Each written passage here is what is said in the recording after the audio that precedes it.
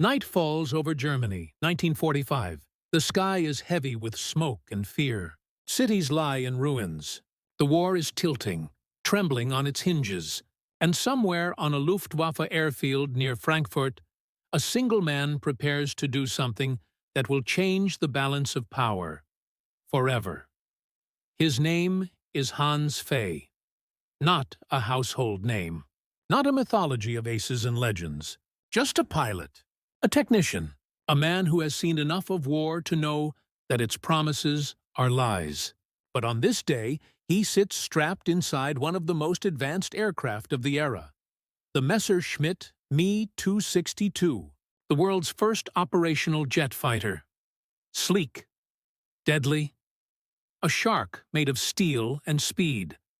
The Nazis called it the Schwalbe, the Swallow, and it was fast. Faster than anything the Allies could put in the air. That is, until he delivered it to them.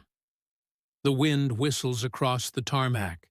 Fay presses his gloved hand against the throttle, feeling the raw heat of the Junkers Jumo 004 engines simmering behind him. They're unreliable, temperamental machines that scream like tortured metal. But today, he doesn't need reliability. He only needs a runway. And courage. Fay looks at the men around him. Some nod, some stare. None know what he's planning. He has kept the secret buried deep. Another explosion rattles the earth in the distance. The front is collapsing. American divisions are advancing closer every hour. Thunderous artillery rumbles across the horizon like an angry god. The Reich is dying. And Fay is done with it. The moment comes. He opens the throttle. The Me-262 roars. The ground blurs beneath him, and within seconds, he is slicing through the air like a bullet. The jet climbs, climbs, climbs, past the smoke, past the ruins, past the crumbling empire below. He knows the risk. If German flak batteries see him headed west, they may shoot him down. If American gunners mistake him for an attacking fighter, they may do the same. Ahead lies danger and hope. So he flies low over fields and treetops, skimming the earth like a ghost. The story of the Me-262 is one of wasted potential. It was the machine that could have reshaped the war in the sky, developed in secret, starved of resources, delayed by politics and fear. Hitler demanded it be turned into a bomber first, slowing everything. Engineers begged for time they never had, but Fay knew its power. He'd seen what it could do. That's why he made his choice. Hours pass. American lines appear below him. Armored columns, trucks, supply caravans, and then an airfield. Squadrons of P-47, Thunderbolts, and P-51 Mustangs resting in neat rows. Soldiers moving between hangars. His heart pounds. He dips the wings. Circles. He hopes someone sees him. Hopes they understand. He lowers his landing gear, and the scream of the Me-262 echoes across the base as it descends. Soldiers scatter.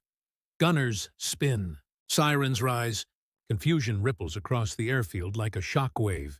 A German jet, here, intact, landing. The plane touches down, screeching tires, smoke. A perfect landing. The Americans surround the cockpit with rifles raised, and Hans Fay opens the canopy with both hands in the air. "I surrender," he says, breathless. And so does this aircraft. What happened next spread through Allied intelligence rooms like wildfire. They had captured an intact Me-262, not a wreck. Not a broken shell, a fully functioning jet fighter. The Americans swarmed the aircraft with engineers, pilots, and experts.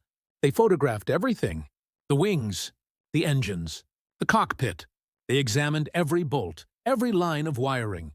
Test pilots would later push it to its limits, learning how to fight it and how to beat it. This was not just treasure. It was revelation.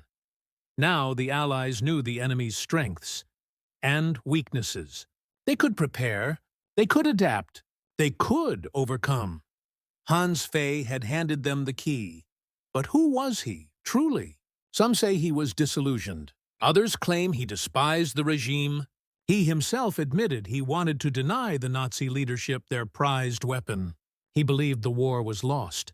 He believed the machine he loved, the jet he'd flown and tested, shouldn't be sacrificed for madness. In the end, his motives remain a mosaic of fear, hope, and conviction. What is certain is this: his decision made a difference.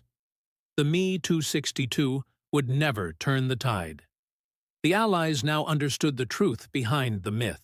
They learned how to counter it, how to shoot it down during its vulnerable takeoff and landing phases, how to exploit its sluggish acceleration, how to fight the future with present tools.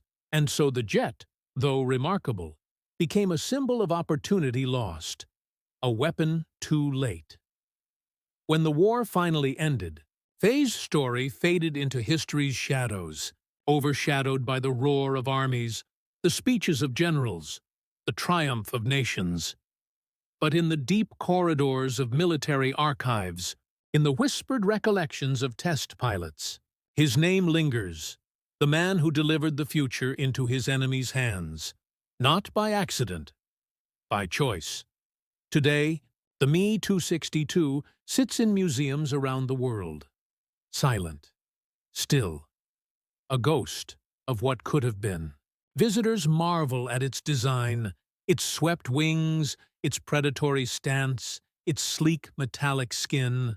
They imagine the thunderous roar of its engines, the thrill of flight, the terror of facing it in combat. But few know the story of the man who gave one of these warbirds to the Allies, Hans Fay. A pilot caught between duty and conscience. A man who looked into the heart of his collapsing world and chose another path. Choice that echoes through time. In war, victory often belongs not only to armies, but to individuals, to moments, to decisions made in silence, in desperation, or in defiance. And sometimes, all it takes is one pilot, one aircraft, one act of courage to change the course of history.